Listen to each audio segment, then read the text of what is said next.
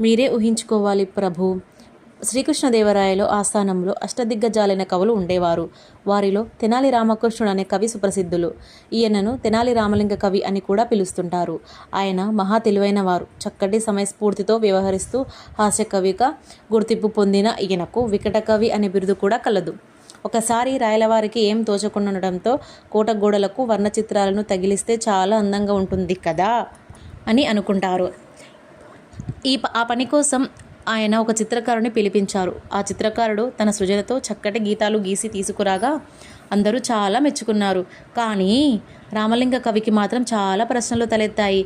ఒక వ్యక్తి పక్కకు తిరిగి నిలబడిన చిత్రాన్ని చూసి రామలింగ కవికి రెండో వైపు ఎక్కడున్నది, మిగిలిన శరీర భాగాలు ఏమైనవి లాంటి సందేహాలు కలిగాయి.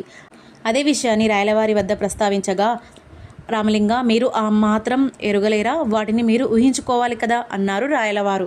ఆహా, అలాగా ప్రభు, బొమ్మలు ఇలాగేనన్నమాట వేసేది. నాకు ఇప్పుడు పూర్తిగా ఏం అర్థమైంది లేండి అన్నాడు రామలింగ కవి. అలా కొంతకాలం గడిచాక ఒకరోజు రాయలవారి వద్దకు వచ్చిన ఆయన, మహారాజా, కొన్ని నెలలుగా నేను రాత్రింబవళ్ళు కష్టపడి చిత్రకళను సాధన చేస్తున్నాను.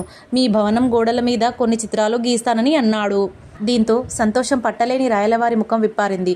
అద్భుతం రామలింగ, కవి చిత్రాలు వేయటమా? వేయండి. పాత మసిబారిన చిత్రాలని తీసివేసి మీరు సరికొత్త చిత్రాలను గీసేయండి అన్నాడు రాయలవారు ఉత్సాహంగా. వెంటనే పాత్ర చిత్రపటాల మీద సున్నం కొట్టించేసిన ఆయన తన సొంత చిత్రాలను గీయడం ప్రారంభించాడు. ఆ చిత్రాలలో అక్కడొక కాలు, ఇక్కడొక కన్ను, ఇంకో చోట ఒక వేలు, ఇలా గీశాడు రామలింగ కవి. అలా గోడలన్నిటినీ శరీర భాగాలతో నింపిన ఆయన తన హస్తకళా నైపుణ్యాన్ని చూపించేందుకు రాయలవారిని తోడుకొని వచ్చారు. విడివిడి శరీర భాగాలను చూసిన రాజుగారు నివ్వెరపోయి, ఏంటి రామలింగ, గోడలపైన ఏం చేశారు? చిత్రాలు ఎక్కడా అని ప్రశ్నించారు. ఈ చిత్రాలలో నేను వేయని దాన్ని మీరు ఊహించుకోవాలి కదా ప్రభు అన్నాడు రామలింగ కవి.